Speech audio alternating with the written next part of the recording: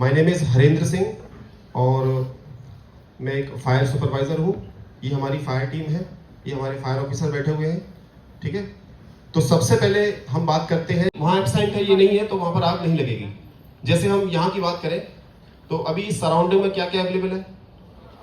इस ट्रायंगल में से ऑक्सीजन अवेलेबल है और फ्यूल, ये सोफा, ये जो भी आप हम, ये सब फ्यूल है ना। ये बोर्ड, ये गेट, ये सब फ्यूल है। जब आग लगेगी तो ये सब जलेगा। यहाँ पर क्या एब्सेंट है? हीट।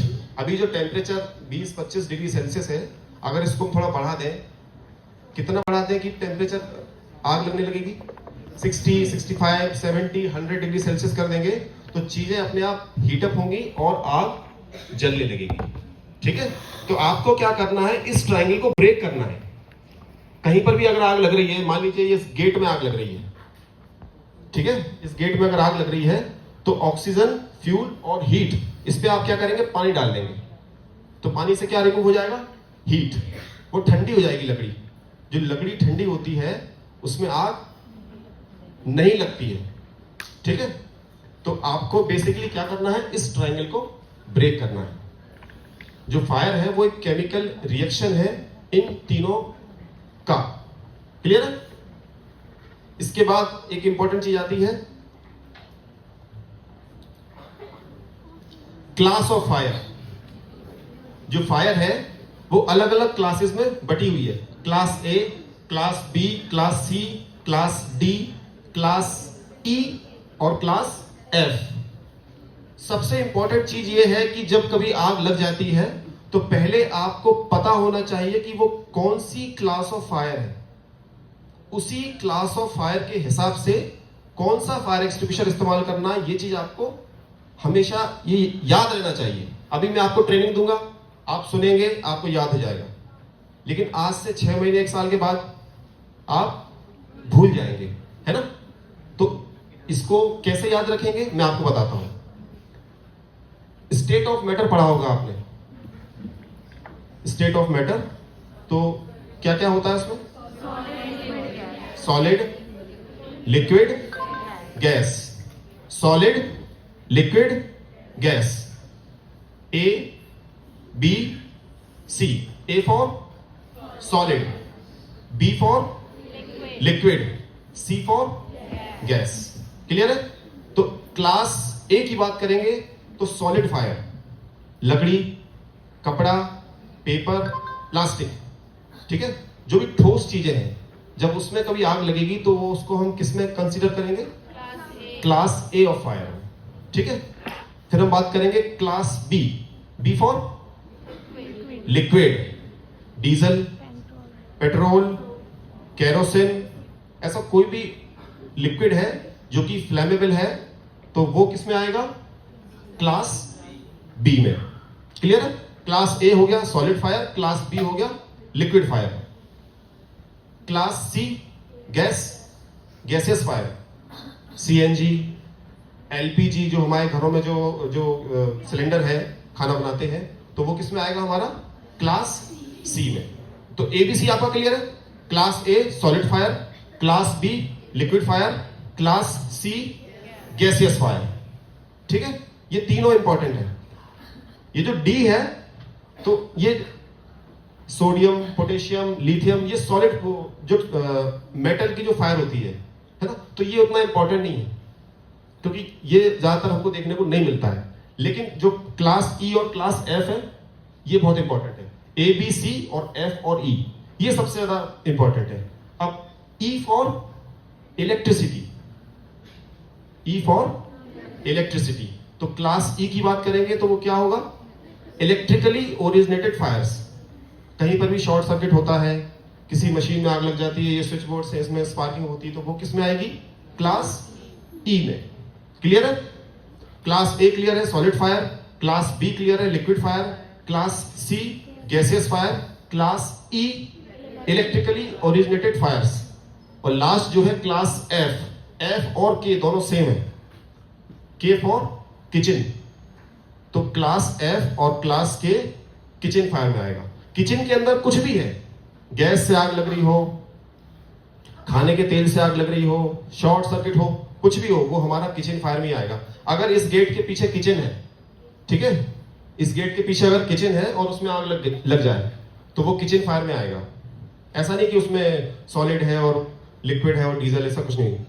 मैं आपको और एक अच्छा एग्जांपल देता हूं।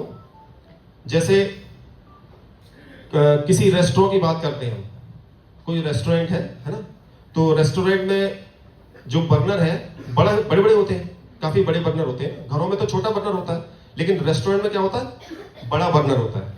अब मान लीजिए कोई स्टाफ है जो रेस्टोरेंट में काम करता है, उसको एक कढ़ाई शिफ्ट करनी है, तो इतना टाइम नहीं रहता कि बार बार बंद करें फिर उसको उठा के फिर रखें, क्योंकि वो लोग लगातार काम करते रहते हैं, ठीक है। तो मान लीजिए कोई स्टाफ मेंबर है, उसने उस कढ़ाई को शिफ्ट किया। उस कढ़ाई में क्या बन रहा था, पूड़ी वगैरह बन रही थी, ठीक है। तो जब उसने कढ़ाई को वहां से शिफ्ट किया तो कभी कभी बाई चांस, अच्छा वो कैसे शिफ्ट करेगा, उठाएगा कैसे, हाथ से तो नहीं उठाएगा, कैसे उठाएगा, कपड़े से पकड़ेगा, ठीक है, दोनों तरफ से, फिर उठाएगा। अगर मान लीजिए उस कपड़े में अगर आग लग जाती है तो वो क्या करेगा, समझदार व्यक्ति था, उसने उस कढ़ाई को शिफ्ट कर दिया और जलते हुए कपड़े को साइड में फेंक दिया।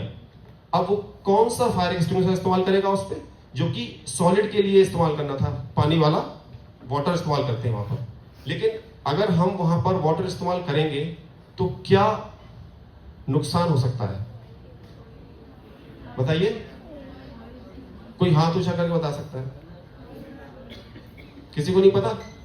अगर वो पानी जो है अगर उस तेल में जाएगा, जब हम खाना बनाते हैं तो आप देखेंगे चम्मच में थोड़ा पानी रहता है, जब हम उसको कढ़ाई में डालते हैं तो वो कितना, है ना, आवाज करता है, वो रिफ्लेक्ट होता है। तो अगर उसमें हम पूरा फायर एक्सटिंग्विशर चला देंगे तो वो पूरा ब्लास्ट हो जाएगा, वो एक प्रकार से आप बहुत ज्यादा जल जाएंगे। जितना नुकसान उस कपड़े के जलने से नहीं हो रहा था, उससे ज्यादा नुकसान किससे हो जाएगा, उस गलत फायर एक्सटिंग्विशर चलाने से। तो ये मैंने आपको एग्जांपल दिया है, ठीक है। अब मैं बात करता हूं, तो क्लास ऑफ फायर क्लियर है। Class A solid fire, class B liquid fire, class C gaseous fire, class E electrically originated fires, class के और एफ किचन फायर। क्लियर है।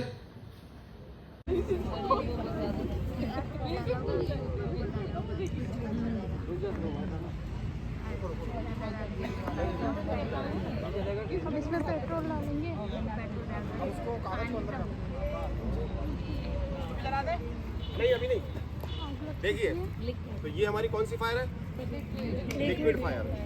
इसमें कौन सा फायर एक्सटिंग्विशर इस्तेमाल करेंगे, लिक्विड फायर, बी क्लास, होम झाग वाला। अब जैसे ये कौन सा है, ये वाटर टाइप है, ठीक है। ये वाटर वाला जो है वो लिक्विड फायर के लिए नहीं है ना, वाटर वाला लिक्विड फायर के लिए नहीं है। तो अब हम क्या करते हैं, पहले गलत सिलेंडर का इस्तेमाल करते हैं। एक जन आइए, चलाइए, देखिए आए,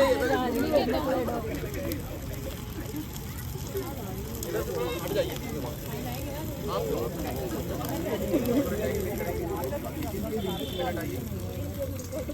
गलत सिलेंडर हम गलत फायर पे इस्तेमाल कर रहे हैं, ठीक है।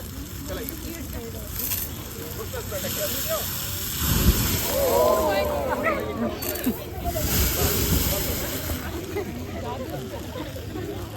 क्या हुआ, छोड़ दीजिए। तो ये जो आग इससे नहीं बुझेगी, किससे बुझेगी आग, फोम वाले से ना। ये फोम उठाइए, ये फोम वाला है, बस ये रखिए।